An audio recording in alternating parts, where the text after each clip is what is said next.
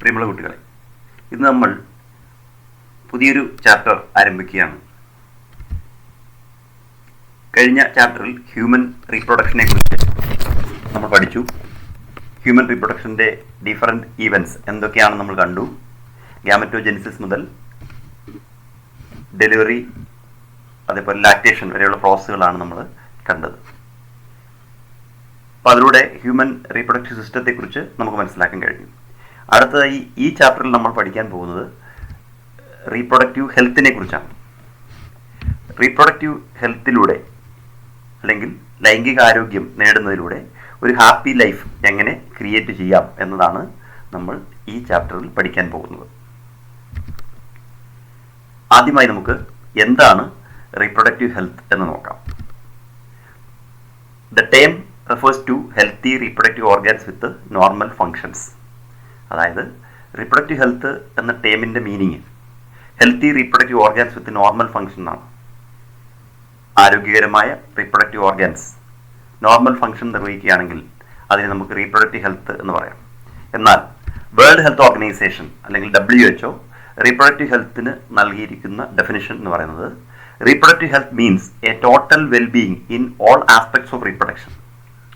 Reproductive health means a total wellbeing in all aspects of reproduction. ഏതൊക്കെയാണ്? Physical, emotional, behavioural and social. അതായത് റീപ്രൊഡക്ഷനുമായി ബന്ധപ്പെട്ട എല്ലാ മേഖലകളിലും ടോട്ടൽ വെൽബീയിങ് ആണെങ്കിൽ മാത്രമേ നമ്മളതിനെ റീപ്രൊഡക്റ്റീവ് ഹെൽത്ത് എന്ന് പറയൂ. 4 മേഖലകളാണ്. ഏതൊക്കെയാണ്? ഫിസിക്കൽ, ശാരീരികം, ഇമോഷണൽ, വൈകാരികം, ബിഹേവിയറൽ, നമ്മുടെ പെരുമാറ്റ രീതികൾ, ആൻഡ് സോഷ്യൽ, സാമൂഹികം. ഈ മേഖലകളിലെല്ലാം വെൽബീയിങ് ആയിട്ടുള്ള ഒരു അവസ്ഥയെ മാത്രമേ നമുക്ക് റീപ്രൊഡക്റ്റീവ് ഹെൽത്ത് എന്ന് പറയൂ. അപ്പോൾ വേൾഡ് ഹെൽത്ത് ഓർഗനൈസേഷൻ്റെ ഈ ഡെഫിനിഷനാണ് നമ്മൾ പഠിച്ചിരിക്കേണ്ടത്. Reproductive health means a total wellbeing in all aspects of reproduction. That is physical, emotional, behavioural and social. അതുകൊണ്ട് തന്നെ a society with people having physically and functionally normal reproductive organs and normal emotion and behavioural interaction among them in all sex related aspects might be called reproductive healthy. അപ്പോൾ ഒരു സൊസൈറ്റിയെ നമുക്ക് reproductive healthy എന്ന് പറയണമെങ്കിൽ ഈ പറഞ്ഞ 4 കാര്യങ്ങളിലും ശരിയായ പ്രവർത്തനങ്ങൾ നടത്തിയിരിക്കണം. അതായത് ഒരു സൊസൈറ്റിയിലെ ആളുകൾ physically and functionally normal reproductive organs ഉള്ളവരും അവരുടെ പെരുമാറ്റങ്ങൾ, അത് വൈകാരികവും പെരുമാറ്റ രീതികളും മറ്റുള്ളവരുമായുള്ള ഇൻട്രാക്ഷനുകളും സെക്സ് റിലേറ്റഡ് ആസ്പെക്ട്സിൽ വളരെ നല്ല രീതിയിലാണെങ്കിൽ മാത്രമേ നമുക്കവരെ ഒരു റീപ്രൊഡക്റ്റീവ് ഹെൽത്തി സൊസൈറ്റി എന്ന് പറയാൻ പറ്റുകയുള്ളൂ. ലൈംഗികാരോഗ്യത്തിൻ്റെ പ്രാധാന്യമാണ് നമ്മളിവിടെ കാണുന്നത്. അതായത് ഇന്നത്തെ സമൂഹത്തിൽ നമ്മൾ പലതരത്തിലുള്ള സെക്ഷൽ ക്രൈംസ് ഒക്കെ നമ്മൾ കേൾക്കുന്നുണ്ട് ദിവസവും. അപ്പോൾ അത്തരം മേഖലകളിൽ നമുക്ക് അറിവുണ്ടായിരിക്കേണ്ടതിൻ്റെ ആവശ്യകതയാണ് ഇവിടെ ചൂണ്ടിക്കാണിക്കപ്പെടുന്നത്. അപ്പോൾ അതിൽ ആദ്യമായി നമുക്ക് പഠിക്കേണ്ടത് എന്തൊക്കെയാണ് റീപ്രൊഡക്റ്റീവ് ഹെൽത്തുമായി ബന്ധപ്പെട്ട പ്രോബ്ലംസ് ആൻഡ് സ്ട്രാറ്റജീസ്. റീപ്രൊഡക്റ്റീവ് ഹെൽത്തിൻ്റെ പ്രോബ്ലംസ് ആൻഡ് സ്ട്രാറ്റജീസ് ആണ് നമ്മൾ ആദ്യം പഠിക്കാൻ പോകുന്നത്. നമ്മുടെ രാജ്യം റീപ്രൊഡക്റ്റീവ് ഹെൽത്തുമായി ബന്ധപ്പെട്ട അല്ലെങ്കിൽ റീപ്രൊഡക്റ്റീവ് ഹെൽത്ത് അറ്റൈൻ ചെയ്യാൻ വേണ്ടി അതിനൊരു സോഷ്യൽ ഗോളായി കണ്ടുകൊണ്ട് അതിനുള്ള പ്രോഗ്രാംസ് നാഷണൽ ലെവലിൽ ആദ്യമേ തന്നെ തുടങ്ങിയ ഒരു രാജ്യമാണ്. India initiate action plans and programmes at a national level to attain total reproductive health as a social goal. മറ്റ് രാജ്യങ്ങളെ അപേക്ഷിച്ച് സ്വാതന്ത്ര്യം കിട്ടിയപ്പോൾ തന്നെ റീപ്രൊഡക്റ്റീവ് ഹെൽത്ത് അറ്റൈൻ ചെയ്യുന്ന കാര്യത്തിൽ ഒരു സോഷ്യൽ ഗോളായി എടുത്തുകൊണ്ട് അതിനുള്ള പ്രവർത്തനങ്ങൾ നടപ്പിലാക്കിയ രാജ്യമാണ് ഇന്ത്യ. പ്രധാനമായി ഇതിനുവേണ്ടി നമ്മൾ 2 പ്രോഗ്രാമുകളാണ് നടപ്പിലാക്കിയത്. അതിലൊന്നാമത്തേതാണ് the family planning programme which was started in 1951. 1951 ആരംഭിച്ച ഫാമിലി പ്ലാനിംഗ് പ്രോഗ്രാം. ഈ ഒരു എംബ്ലം നിങ്ങൾ കണ്ടിട്ടുണ്ടാവും. ഫാമിലി പ്ലാനിംഗ് പ്രോഗ്രാമിൻ്റെ എംബ്ലമാണ്. അപ്പോൾ ഇത് 1951 സ്റ്റാർട്ട് ചെയ്തൊരു പ്രോഗ്രാമാണ്. അതായത് റീപ്രൊഡക്റ്റീവ് ഹെൽത്ത് ഒരു സോഷ്യൽ ഗോളായി കണ്ട് നാഷണൽ ലെവലിൽ അറ്റൈൻ ചെയ്യാൻ വേണ്ടി റീപ്രൊഡക്റ്റീവ് ഹെൽത്ത് നാഷണൽ ലെവലിൽ അറ്റൈൻ ചെയ്യാൻ വേണ്ടി നടപ്പിലാക്കിയ പ്രോഗ്രാമിൽ ഒന്നാമത്തേതാണ് അല്ലെങ്കിൽ ആദ്യമായി നടപ്പിലാക്കിയതാണ് ഫാമിലി പ്ലാനിംഗ് സ്റ്റാർട്ടഡ് ഇൻ 1951. രണ്ടാമത്തെ പ്രോഗ്രാം എന്ന് പറയുന്നത് RCH അല്ലെങ്കിൽ reproductive and child health care പ്രോഗ്രാമാണ്. Reproductive and child health care programmes. That means the improved programme for reproduction related areas are now under the popular name reproductive and child health care programmes. അപ്പോൾ family planning എന്ന programme ഇപ്പോൾ കുറച്ചുകൂടി മാറ്റം വരുത്തി നമ്മൾ reproductive and child health care programmes എന്നാണ് പറയുക. അതായത് ചൈൽഡ് ഹെൽത്ത് കെയർ കൂടി അതിനോടൊപ്പം നമ്മൾ ഉൾപ്പെടുത്തിയിട്ടുണ്ട്. ഈ 2 പ്രവർത്തനങ്ങളാണ് നമ്മൾ ഇന്ത്യയിൽ നടപ്പിലാക്കിയത്.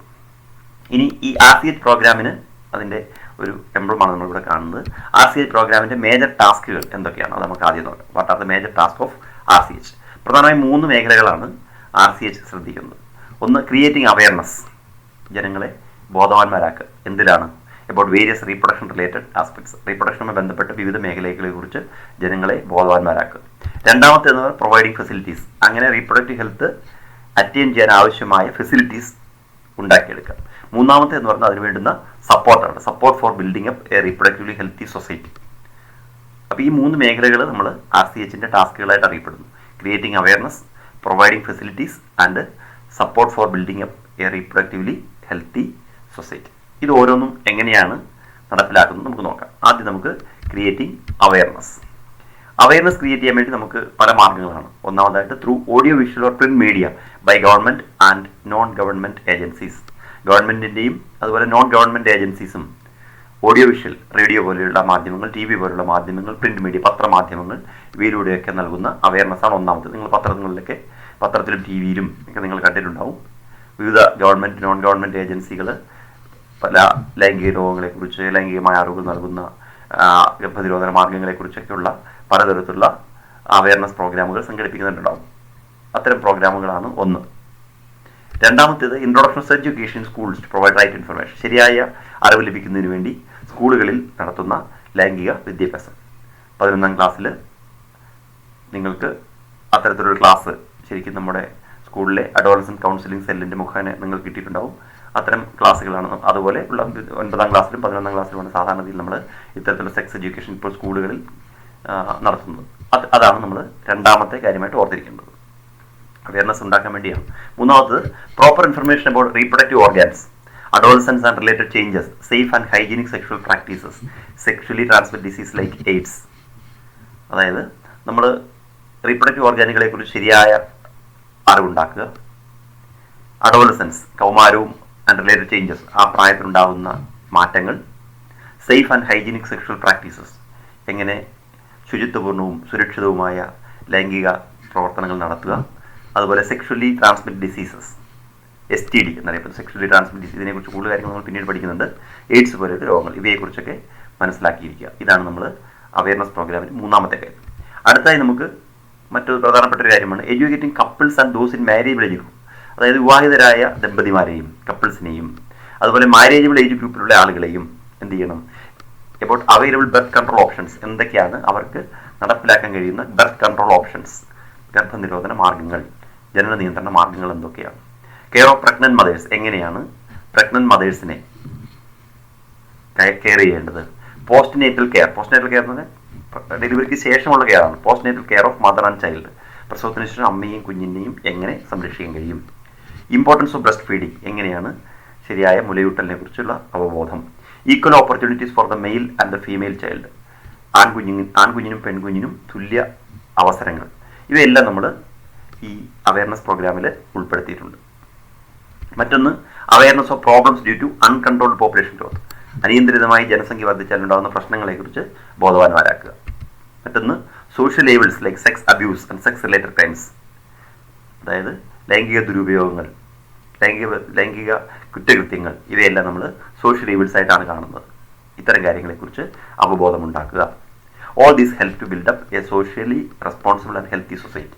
ഇപ്പോൾ ശരിക്കും ആരോഗ്യകരവും ഉത്തരവാദിത്തപ്പെട്ടതുമായ ഒരു സമൂഹത്തെ, റീപ്രൊഡക്റ്റീവ് ഹെൽത്തി സൊസൈറ്റിയെ ക്രിയേറ്റ് ചെയ്യാൻ വേണ്ടി നമ്മൾ ഇത്തരം കാര്യങ്ങളിൽ അവബോധം ഉണ്ടാകും. ഇത് നമ്മൾ അറിഞ്ഞിരിക്കണം, എങ്ങനെയൊക്കെയാണ് നമുക്ക് അവയർനെസ് നൽകാൻ കഴിയും. അപ്പം ഓഡിയോ വിഷ്വൽ, പ്രിന്റ് മീഡിയയിലൂടെ ഗവൺമെൻറ്, നോൺ ഗവൺമെൻറ് ഏജൻസി നൽകുന്ന അവബോധം, സ്കൂളുകളിൽ സെക്സ് എഡ്യൂക്കേഷൻ നടപ്പിലാക്കുന്നതിലൂടെ ലഭിക്കുന്ന അറിവ്, അതുപോലെ റീപ്രൊഡക്റ്റീവ് ഓർഗാൻസിനെ കുറിച്ചും കൗമാരവും അതുമായി ബന്ധപ്പെട്ട മാറ്റങ്ങളെക്കുറിച്ചും ശരിയായ ലൈംഗിക ശുചിത്വം പാലിക്കുന്നതിനെക്കുറിച്ചും ലൈംഗിക രോഗങ്ങളെക്കുറിച്ചുമുള്ള അറിവുകൾ, അതുപോലെ മാരേജ് ഏജ് ഗ്രൂപ്പിലുള്ളവരെയും അതുപോലെ പുതിയ കപ്പിൾസിനെയൊക്കെ ബർത്ത് കൺട്രോൾ ഓപ്ഷനെക്കുറിച്ചും ഗർഭ സമയത്ത് സംരക്ഷിക്കുക എന്തൊക്കെ മുൻകരുതലുകൾ എടുക്കണമെന്നുള്ളതിനെക്കുറിച്ചും കുഞ്ഞിൻ്റെയും അമ്മയുടെയും സംരക്ഷണത്തെക്കുറിച്ചും ബ്രസ്റ്റ് ഫീഡിങ്ങിൻ്റെ പ്രാധാന്യത്തെക്കുറിച്ചും ആൺകുഞ്ഞിനും പെൺകുഞ്ഞിനും തുല്യ പ്രാധാന്യം ലഭിക്കുന്നതിനെക്കുറിച്ചും ഒക്കെ മനസ്സിലാക്കി കൊടുക്കുക.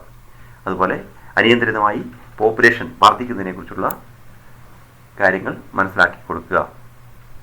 മറ്റൊന്ന് sex abuse, sex related crimes എന്നിവയെക്കുറിച്ചും. ഇങ്ങനെയാണ് നമ്മളൊരു responsible and healthy society build up ചെയ്യുന്നത്. രണ്ടാമത്തെ കാര്യം എന്ന് പറയുന്നത് ഫെസിലിറ്റീസ് ആണ്, പ്രൊവൈഡിങ് ഫെസിലിറ്റീസ്. എങ്ങനെയാണ് നമുക്ക് ശരിയായ ഫെസിലിറ്റീസ് നൽകാൻ കഴിയുക? അതിനുവേണ്ടി പ്രധാനമായും 2 മാർഗ്ഗങ്ങളാണ്. ഒന്ന്, medical assistance and care in pregnancy. Pregnancy കാലയളവിൽ നൽകുന്ന മെഡിക്കൽ അസിസ്റ്റൻസ്.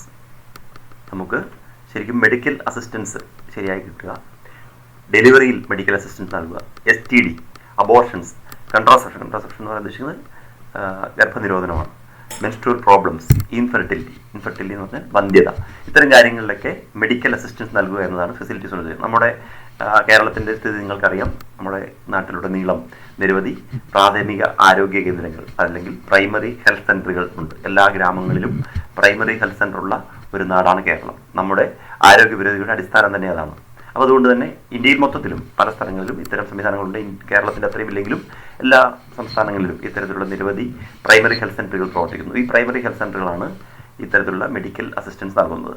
പ്രഗ്നൻസി പീരീഡിൽ, അതുപോലെ ഡെലിവറി ടൈമിൽ, ലൈംഗിക രോഗങ്ങൾ, STD, സെക്ഷൽ ട്രാൻസ്മിറ്റ് ഡിസീസുകൾ ഉണ്ടാകുമ്പോൾ, അബോർഷനുകൾ സംഭവിക്കുമ്പോൾ, ഗർഭനിരോധന മാർഗ്ഗങ്ങളെക്കുറിച്ച്, മെൻസ്ട്രുവൽ പ്രോബ്ലംസിന് വേണ്ടി, ഇൻഫെർട്ടിൽ, ഇവയ്ക്കൊക്കെ ആവശ്യമായ മെഡിക്കൽ അസിസ്റ്റൻസ് നൽകുക. ഇത്തരം അവസ്ഥകളിൽ നമ്മൾ എപ്പോഴും മെഡിക്കൽ അസിസ്റ്റൻസ് സ്വീകരിക്കണം എന്ന് ആരെങ്കിലും പറയുന്നത് കേട്ടുള്ള ചികിത്സകളല്ല, മറിച്ച് മെഡിക്കൽ അസിസ്റ്റൻസ് ആണ് വേണ്ടത്.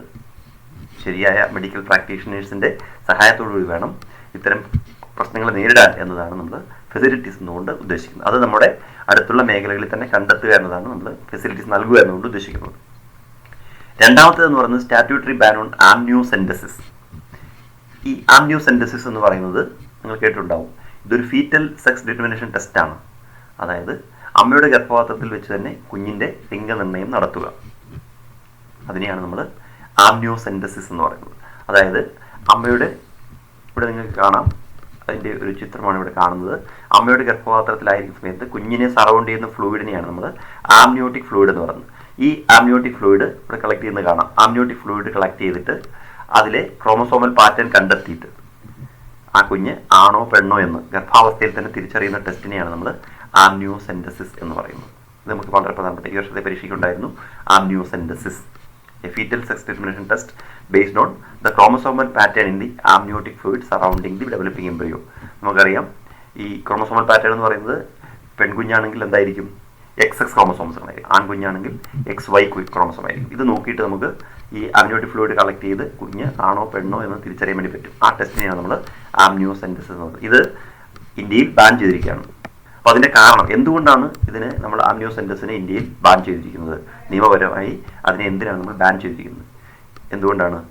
ഇങ്ങനെ സെക്സ് ഡിറ്റർമിൻ ചെയ്താൽ it leads to increasing female foeticides, പെൺകുഞ്ഞുങ്ങളെ നശിപ്പിക്കുന്നതിന് കാരണം, ഗർഭാവസ്ഥയിൽ തന്നെ അബോർട്ട് ചെയ്ത് കളയുന്നതിന് കാരണമാണ്. അതുകൊണ്ടാണ് ആംനിയോസെൻറ്റസിസ് നമ്മൾ ബാൻ ചെയ്തിരിക്കുന്നത്. ഇത് നിങ്ങളിപ്പോൾ ഹോസ്പിറ്റലിലൊക്കെ പോകുമ്പോൾ ചിലപ്പോൾ ശ്രദ്ധിച്ചിട്ടുണ്ടാവും, ഈ ഹോസ്പിറ്റലിൽ കുഞ്ഞിൻ്റെ ലിംഗനിർണ്ണയം നടത്തുന്നതല്ല എന്ന് എഴുതി വെച്ചിരിക്കുന്നത് ശ്രദ്ധിച്ചിട്ടുണ്ടാവും. അതിൻ്റെ കാരണമാണ് പറയുന്നത്, പെൺകുഞ്ഞാണ് എന്ന് അറിഞ്ഞു കഴിഞ്ഞാൽ ഗർഭാവസ്ഥയിൽ തന്നെ ചിലപ്പോൾ നശിപ്പിച്ച് കളയാൻ സാധ്യതയുണ്ട്. അതുകൊണ്ടാണ് നമ്മൾ ആംനിയോസെൻറ്റസിസ് ബാൻ ചെയ്തിരിക്കുന്നത്. ഇതാണ് നമ്മൾ ഫെസിലിറ്റീസിൻ്റെ കാര്യത്തിൽ നമ്മൾ ഓർത്തിരിക്കുന്നത്. മറ്റൊന്നാണ് മാസീവ് ചൈൽഡ് ഇമ്മ്യൂണൈസേഷൻ. അതായത് കുഞ്ഞുങ്ങൾക്ക് പ്രതിരോധ കുത്തിവയ്പ്പുകൾ നൽകുക. ചെറിയ കുഞ്ഞായിരിക്കുമ്പോൾ മുതൽ നമുക്കറിയാം അതിനൊരു നിശ്ചിത ചാർട്ടുകളുണ്ട്. അതനുസരിച്ച് ഓരോ പ്രായത്തിലും വേണ്ടുന്ന പ്രതിരോധ കുത്തിവയ്പ്പുകൾ നൽകുക എന്നതാണ് ചൈൽഡ് ഇമ്മ്യൂണൈസേഷൻ എന്നുകൊണ്ട് നമ്മൾ ഉദ്ദേശിക്കുന്നത്. മൂന്നാമത്തേതാണ്, അതിന് മുമ്പ് ഒരു മിനിറ്റ്, ആംനിയോസെൻറ്റസിസ് എന്ന് പറയുന്ന ടെസ്റ്റിൻ്റെ ഒരു മാതൃകയാണ് ഇവിടെ കാണിച്ചിരിക്കുന്നത്. അമ്മയുടെ ഗർഭപാത്രത്തിലായിരിക്കുന്ന കുഞ്ഞിൻ്റെ ആംനിയോട്ടിക് ഫ്ലൂയിഡ് കളക്ട് ചെയ്യുന്നു. ആ കളക്ട് ചെയ്ത ആംനിയോട്ടിക് ഫ്ലൂയിഡ് ലബോറട്ടറി റിസർച്ചിലൂടെ നമ്മൾ എന്താണെന്ന് കണ്ടെത്തുന്നു. ആ കുഞ്ഞിൻ്റെ ലിംഗനിർണ്ണയം നടത്തുന്നു. അതിനെയാണ് നമ്മൾ ആംനിയോസെൻറ്റസിസ്. ഇത് പ്രീനേറ്റലാണ്, അതായത് ഗർഭാവസ്ഥയിലാണ് കണ്ടെത്തുന്നത്. പ്രസവത്തിന് മുമ്പ് തന്നെ കുഞ്ഞിനെ ഇത് ശരിക്കും ജനറ്റിക് ഡിസീസുകൾ കണ്ടെത്താൻ ഉപയോഗിക്കാം. അപ്പോൾ ആ ഒരു ടെസ്റ്റിനെയാണ് നമ്മൾ ആംനിയോസെൻറ്റസിസ് എന്ന് പറയുന്നത്. ഇനി നമ്മൾ മൂന്നാമത്തേതാണ് സപ്പോർട്ട്. അത് എങ്ങനെയാണ് സപ്പോർട്ട് നൽകുക? അതിന് നമ്മൾ ഉദ്ദേശിക്കുന്നത് റിസർച്ചുകളാണ്. റീപ്രൊഡക്ഷൻ റിലേറ്റീവ് നിരവധി റിസർച്ചുകൾ നടക്കുന്നുണ്ട്. Encourage and support by government and non government agencies to find out new methods and to improve upon the existing ones. പുതിയ മാർഗ്ഗങ്ങൾ കണ്ടെത്തുക, റീപ്രൊഡക്ഷൻ റിലേറ്റഡ് ഏരിയാസിൽ പുതിയ മാർഗ്ഗങ്ങൾ കണ്ടെത്തുന്നതിനുള്ള റിസർച്ചുകൾ നടത്തുക, നിലവിലുള്ളതിനെ കൂടുതൽ മെച്ചപ്പെട്ടതാക്കുക എന്നതൊക്കെയാണ് സപ്പോർട്ട് കൊണ്ട് ഉദ്ദേശിച്ചത്. അതിനുവേണ്ടി ഇന്ത്യയിൽ വളരെ നമ്മുടെ ഒരു പ്രധാനപ്പെട്ട ഇൻസ്റ്റിറ്റ്യൂട്ടാണ് സെൻട്രൽ ഡ്രഗ് റിസർച്ച് ഇൻസ്റ്റിറ്റ്യൂട്ട്, അല്ലെങ്കിൽ CDRI, ലക്നൌവിലെ സെൻട്രൽ ഡ്രഗ് റിസർച്ച് ഇൻസ്റ്റിറ്റ്യൂട്ട്. ഇത് നിങ്ങൾ പഠിക്കണം. Central drug research institute CDRI in Lucknow. അവർ ഡെവലപ്പ് ചെയ്ത് അവിടുത്തെ സയൻറ്റിസ്റ്റുകൾ ഡെവലപ്പ് ചെയ്ത ഒരു കോൺട്രാസെപ്റ്റീവ് പിൽ ആണ് സഹേലി. സഹേലി എന്ന് പറയാൻ നമ്മൾ പഠിച്ചിട്ടുണ്ടാവും, ഫ്രണ്ട് എന്നാണ് മീനിങ്. അതൊരു ഗർഭനിരോധന ഗുളികയാണ്, സ്ത്രീകൾക്ക് വേണ്ടിയുള്ള ഒരു ഗർഭനിരോധന ഗുളികയാണ് സഹേലി. ഇതൊരു സപ്പോർട്ടാണ് നമ്മൾ പറയുന്നത്. ഗർഭനിരോധന ഗുളിക ഡെവലപ്പ് ചെയ്ത് നമ്മുടെ സെൻട്രൽ ഡ്രഗ് റിസർച്ച് ഇൻസ്റ്റിറ്റ്യൂട്ടാണ്, ലക്നൌവിലെ സെൻട്രൽ ഡ്രഗ് റിസർച്ച് ഇൻസ്റ്റിറ്റ്യൂട്ട് വികസിപ്പിച്ചെടുത്ത ഒരു ഓറൽ കോൺട്രസെപ്റ്റീവ് പില്ലാണ് സഹേലി. ഗർഭനിരോധനം വളരെ സൗകര്യപ്രദമായ ഒരു ഗർഭനിരോധന ഗുളികയാണ് സഹേലി എന്ന് പറയുന്നത്. ഇതാണ് നമ്മൾ സപ്പോർട്ടിൻ്റെ കാര്യത്തിൽ ഈ കാര്യങ്ങളാണ് ഓർത്തിക്കുന്നത്. അപ്പോൾ ഇങ്ങനെ 3 മേഖലകളാണ് നമ്മൾ RCH പ്രോഗ്രാമുമായി ബന്ധപ്പെട്ട് അറിഞ്ഞിരിക്കേണ്ടത്. ഒന്ന് ക്രിയേറ്റിംഗ് അവയർനെസ്, രണ്ടാമത്തേത് പ്രൊവൈഡിങ് ഫെസിലിറ്റീസ്, മൂന്നാമത്തേത് ഗിവിങ് സപ്പോർട്ട്. ഇനി ഇതുമൂലം നമുക്ക് എന്തൊക്കെ നമ്മുടെ രാജ്യത്ത് ഇത്രയും കാലം കൊണ്ട് മെച്ചം ഉണ്ടായി എന്ന് നമുക്ക് നോക്കാം. Improved reproductive health of the society in India.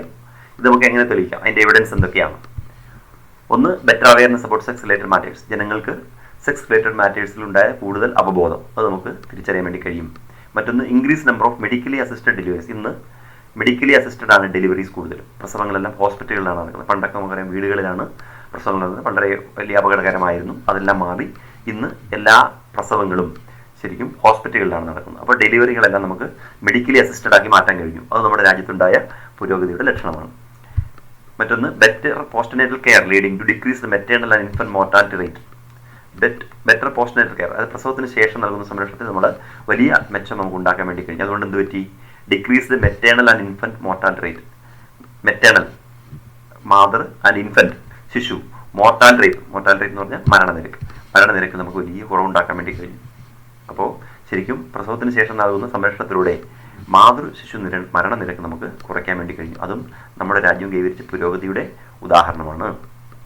പിന്നെ increase number of couples with small families. നിരവധി കുടുംബങ്ങൾ, ചെറിയ ഫാമിലി. ഇന്ന് നമ്മൾ കപ്പിൾസിന് ചെറിയ ഫാമിലികളാണ്, അണുകുടുംബങ്ങൾ നമ്മൾ പറഞ്ഞു. അണുകുടുംബങ്ങളുടെ ഡെവലപ്മെൻറ്റ് ഈ ഇത്തരത്തിലുള്ള റീപ്രൊഡക്റ്റീവ് ഹെൽത്തിൻ്റെ കുഞ്ഞുങ്ങളുടെ എണ്ണം നമുക്ക് നിയന്ത്രിക്കാൻ വേണ്ടി കഴിഞ്ഞു. മറ്റൊന്ന്, better detection and queen of STDs. അതായത് നമുക്ക് STD പോലുള്ള രോഗങ്ങളെ നമുക്ക് കണ്ടെത്താനും അതിനെ ചികിത്സിച്ചു മാറ്റാനും കഴിയുന്നു. അത് നമ്മുടെ രാജ്യത്തുണ്ടായ പുരോഗതിയാണ്. അവസാനമായി, overall increased medical facilities for all sex related problems. Sex related പ്രോബ്ലംസിനുള്ള ഇന്ന് ലഭിക്കുന്ന ഇൻക്രീസ്ഡ് മെഡിക്കൽ ഫെസിലിറ്റീസ് ആണ് മറ്റൊന്ന്. അപ്പോൾ ഇതെല്ലാം നമ്മുടെ രാജ്യം ഈ RCH പ്രോഗ്രാമിലൂടെ ശരിക്കും റീപ്രൊഡക്റ്റീവ് ഹെൽത്ത് അറ്റൈൻ ചെയ്യാൻ വേണ്ടി നേടിയെടുത്ത നേട്ടങ്ങളാണ്. നമ്മൾ എക്സാമിനേഷൻ പോയിന്റ് ഓഫ് വ്യൂവിലും ഓർത്തിരിക്കേണ്ട കാര്യമാണ്. അടുത്തായി നമുക്ക് പഠിക്കേണ്ടത് പോപ്പുലേഷൻ എക്സ്പ്ലോഷനെ കുറിച്ചാണ്. Population explosion and birth control, ജനസംഖ്യാ വിസ്ഫോടനവും ജനന നിയന്ത്രണവും. അപ്പോൾ ഇവിടെ നമ്മൾ ഓർക്കേണ്ട ഒരു കാര്യം, the world population was around 2 billion, അതായത് 2000 മില്യൺ, അല്ലെങ്കിൽ നമ്മുടെ കണക്കനുസരിച്ച് 200 crores ഇൻ 1900. 1900 ആണ്ടിൽ ലോക ജനസംഖ്യ ഏതാണ്ട് 200 കോടി അല്ലെങ്കിൽ 2 ബില്യൺ ആയിരുന്നു. It was rocketed to about 6 billion by 2000. പക്ഷേ 2000 ആയപ്പോൾ അത് 6 ബില്യൺ അല്ലെങ്കിൽ 600 കോടിയായി മാറി. നമ്മളൊന്ന് ആലോചിച്ച് നോക്കുക. 1900 വർഷങ്ങൾ, AD 1 മുതൽ 1900 വർഷങ്ങൾ കൊണ്ടുണ്ടായ ജനസംഖ്യയാണ് 200 കോടി. പിന്നീടുണ്ടായ 100 വർഷങ്ങൾ, 1900 നിന്നും 2000 വരെയുള്ള 100 വർഷങ്ങൾ കൊണ്ട് ജനസംഖ്യയിലുണ്ടായ മാറ്റമാണ് 6 ബില്യൺ. അതായത് 400 കോടി ജനസംഖ്യ വർദ്ധിച്ചു എന്നർത്ഥം. ആ 400 കോടി വർദ്ധിക്കാനെടുത്ത കാലയളവാണ് 100 വർഷങ്ങൾ. അതേസമയം 1900 വർഷങ്ങളിലാണ് നമുക്ക് 200 കോടി ജനസംഖ്യ ഉണ്ടായത്. പക്ഷേ പിന്നീടുള്ള 100 വർഷം കൊണ്ട് ജനസംഖ്യ 600 കോടിയായി മാറി. 3 ഇരട്ടി വർധനമാണ്. ഇന്ത്യയിലും ഇതേപോലെ തന്നെ ഇന്ത്യൻ പോപ്പുലേഷൻ നമുക്ക് സ്വാതന്ത്ര്യം ലഭിക്കുന്ന സമയത്ത് 350 മില്യൺ, അതായത് ഏതാണ്ട് 35 കോടിയായിരുന്നു ഇന്ത്യയിലെ ജനസംഖ്യ. Which was reached close to the billion mark. അത് 100 കോടിയായത് 2000-ലാണ്. 2000 മെയ് മാസത്തിൽ അത് 1 ബില്യൺ ക്രോസ് ചെയ്തു. അപ്പോൾ ലോക ജനസംഖ്യ 600 കോടിയായിരിക്കുന്നു 2000-ൽ. ഇന്ത്യയിലെ ജനസംഖ്യ 100 കോടിയായി മാറി. അപ്പോൾ 600 കോടിയും 100 കോടി, ഇന്ത്യയിൽ 100 കോടി, ലോകത്ത് 6 കോടി. അതായത് എന്താണ് അതിൻ്റെ അർത്ഥം? Every 6th person in the world is an Indian. ലോകത്ത് ജനിക്കുന്ന ഓരോ 6 പേരിലും ഒരാൾ ഇന്ത്യക്കാരനാണ്. ജനസംഖ്യയുടെ വർധനവിൻ്റെ തോത് അതിൽ നമുക്ക് മനസ്സിലാക്കാം. ഇന്ത്യയുടെ പോപ്പുലേഷൻ്റെ എക്സ്പ്ലോഷൻ എത്രമാത്രം ഉണ്ട് എന്ന് നമുക്ക് അതിൽ നിന്ന് മനസ്സിലാക്കാം. അതായത് ലോകത്ത് ജനിക്കുന്ന ഓരോ 6 വ്യക്തികളിൽ ഒരാൾ ഇന്ത്യക്കാരനായാണ് ജനിക്കുന്നത് എന്നർത്ഥം.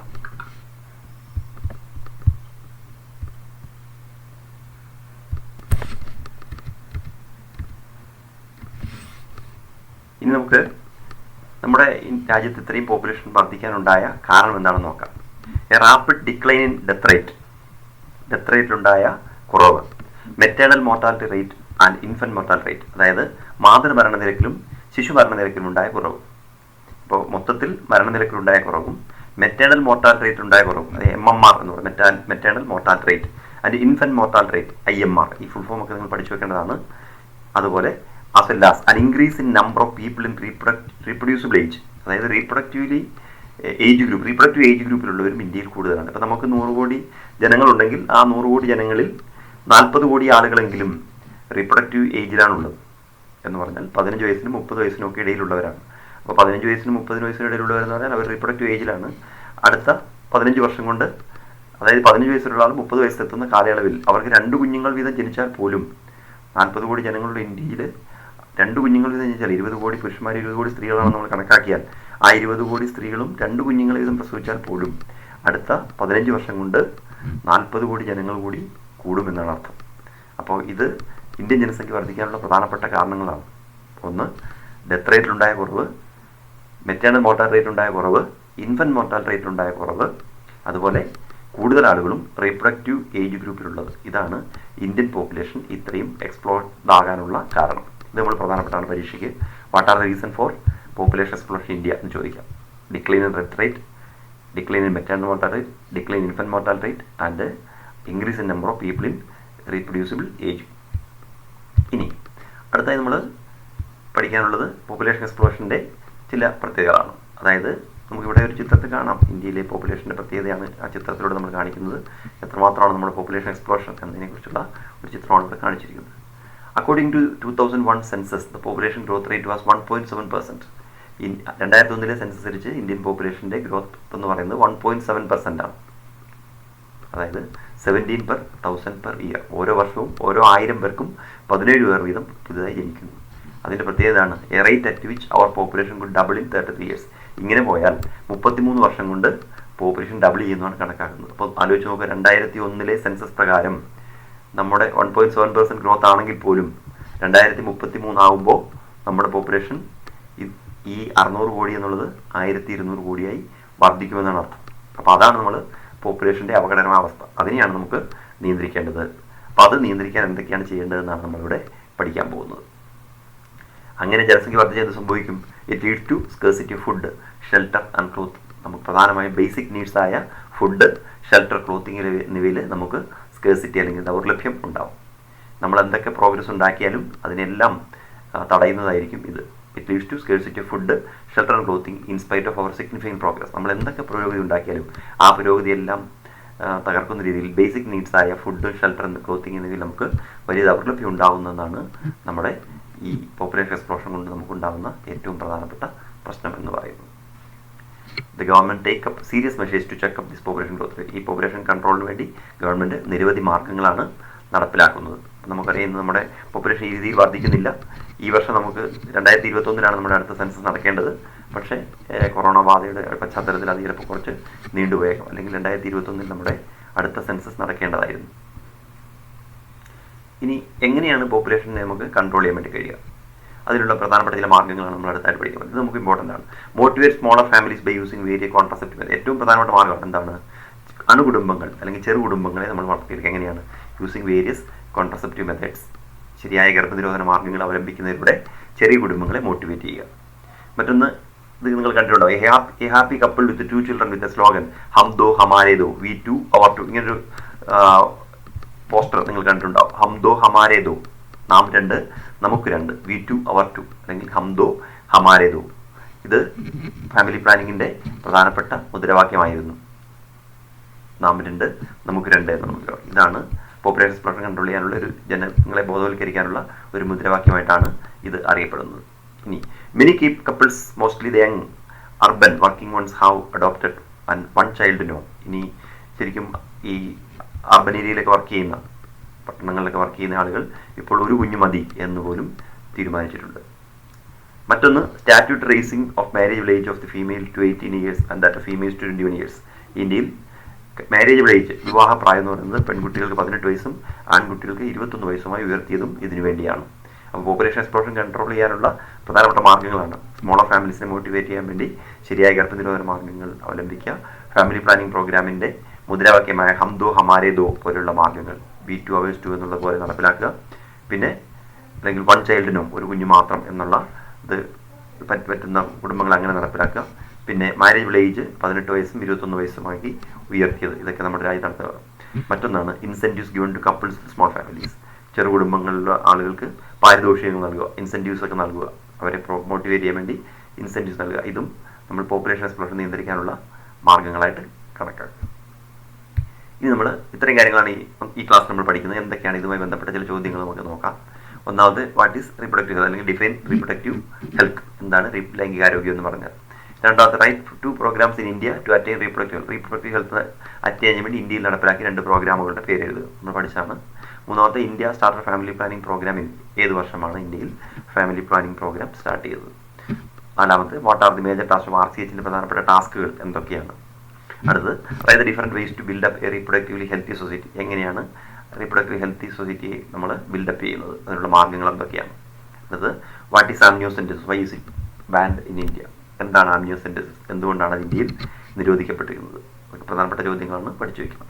Seventh expand WHO and CDRI, WHO എന്നിവ എക്സ്പാൻഡ് ചെയ്യുക. അതിൻ്റെ കൂട്ടത്തിൽ നമ്മൾ നേരത്തെ പഠിച്ച മെറ്റേണൽ മോർട്ടാലിറ്റി അല്ലെങ്കിൽ MMR, അതുപോലെ ഇൻഫൻറ്റ് മോർട്ടാലിറ്റി IMR എന്നീ വാക്കുകൾ കൂടി നിങ്ങൾ ഓർത്തിരിക്കുക. എട്ടാമത്തെ name a contraceptive pill developed by CDRI develop ചെയ്ത കോൺട്രാസെപ്റ്റീവ് പില്ലിൻ്റെ പേരെന്താണ്. അടുത്ത് India improved a lot in reproductive health, substantiate. റീപ്രൊഡക്റ്റീവ് ഹെൽത്തിൻ്റെ കാര്യത്തിൽ ഇന്ത്യ ഒരുപാട് പുരോഗതി പ്രാപിച്ചിട്ടുണ്ട്, നിങ്ങൾക്ക് എങ്ങനെ തെളിയിക്കാം, അതിനെ നിങ്ങൾ സബ്സ്റ്റാൻഷിയേറ്റ് ചെയ്യും. What are the reason for population explosion India, write to select, എന്താണ് ഇന്ത്യയിലെ പോപ്പുലേഷൻ എക്സ്പ്ലോഷൻ്റെ കാരണങ്ങൾ, അതിൻ്റെ ഫലം എന്തൊക്കെയാണ്, അങ്ങനെ പോപ്പുലേഷൻ എക്സ്പ്ലോഷൻ ഉണ്ടാകുമ്പോൾ എന്തൊക്കെയാണ് അതിൻ്റെ എഫക്റ്റ്. അടുത്ത് write a few ways to control over population India, ഇന്ത്യയിലെ അമിതമായ ജനസംഖ്യ നിയന്ത്രിക്കാനുള്ള ഏതാനും മാർഗ്ഗങ്ങൾ എഴുതുക. ഇത്രയും കാര്യങ്ങളാണ് നമ്മളിപ്പോൾ ഈ ഭാഗത്ത് പഠിച്ചത്. ഇതെല്ലാം വിലയിരുത്തുക, നിങ്ങൾ ഓരോ ചോദ്യങ്ങളുടെയും ഉത്തരങ്ങൾ പഠിച്ച് ഈ ഭാഗം നന്നായി മനസ്സിലാക്കുക. എല്ലാവർക്കും നന്ദി.